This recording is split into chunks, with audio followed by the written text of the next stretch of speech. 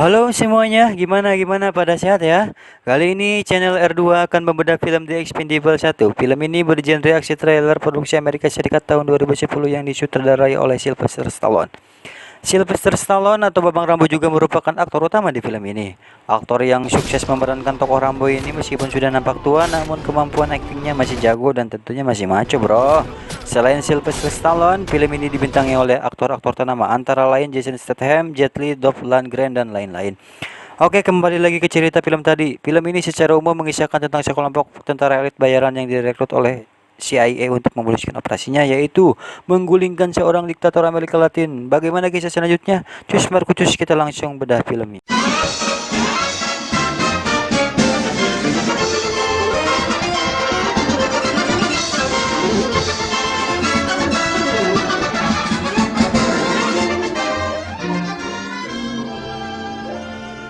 Awal cerita, kita akan menyaksikan segerombolan geng motor gede, semacam motor Harley gitulah, di jalanan kota yang akan kumpul di sebuah markas, tempat di mana mereka nongkrong, minum teh jahat, dan curhat ala bapak-bapak.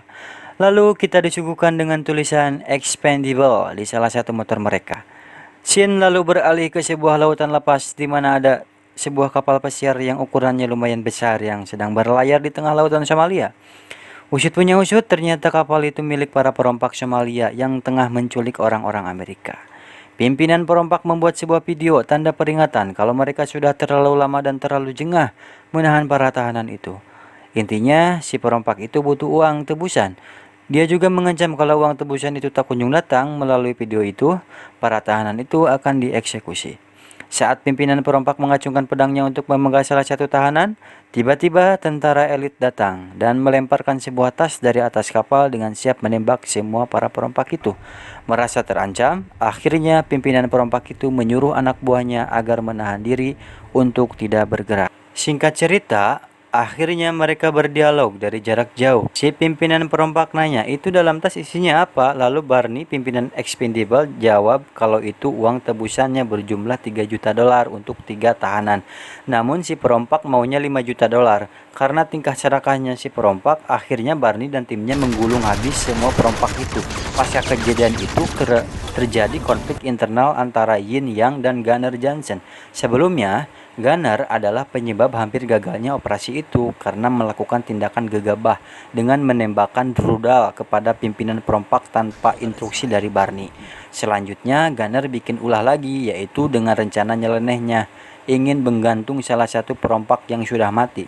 Keinginan itu mendapat kecaman dari anggota-anggota lain termasuk si Barney. Yin Yang yang sudah merasa geli dan muak melihat tingkah Gunnar, akhirnya menghampiri Gunnar dan langsung mengeluarkan jurus kungfu andalannya. Terjadilah pertarungan sengit antara mereka berdua.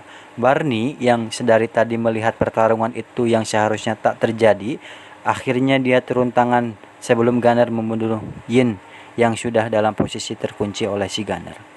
Adegan lalu berpindah ke dalam pesawat.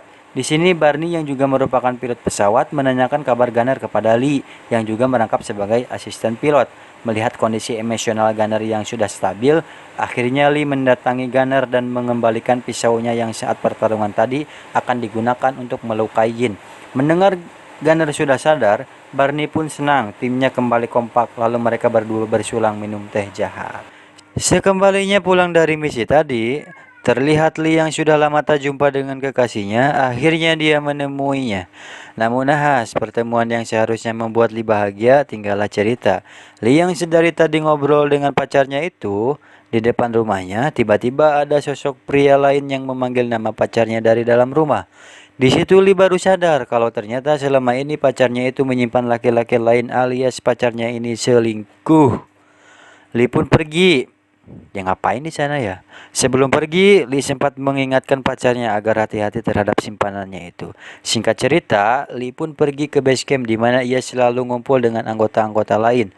Di sana sebelumnya sudah ada Barney dan tukang tato. Tukang tato ini adalah teman lama Barney sewaktu menjadi tentara di CIA. Di mana Barney curhat kalau dia akan memberhentikan Gunner dan mengajak dia untuk gabung. Namun tukang tato ini menolak ajakannya itu. Belakangan kita tahu kalau tukang tato ini bernama Tool. Singkat cerita, Tool menerima telepon. Tul memberitahu kalau teleponnya itu menawarkan pekerjaan atau misi kepada Barney dan Lee.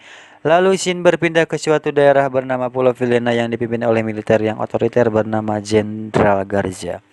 Di sini kita lihat Jenderal Garza akan mengeksekusi 3 warganya yang telah berkhianat. Saat Jenderal Garza menodongkan pistol ke arah pengkhianat itu, tiba-tiba terdengar suara tembakan dari belakang yang mengenai salah satu pengkhianat tersebut. Ternyata pengkhianat itu ditembak bukan oleh si jenderal, melainkan ditembak duluan oleh pengembang atau kartel yang bekerja sama dengan Jenderal Garza ini, yaitu salah satu mantan anggota CIA yang berkhianat.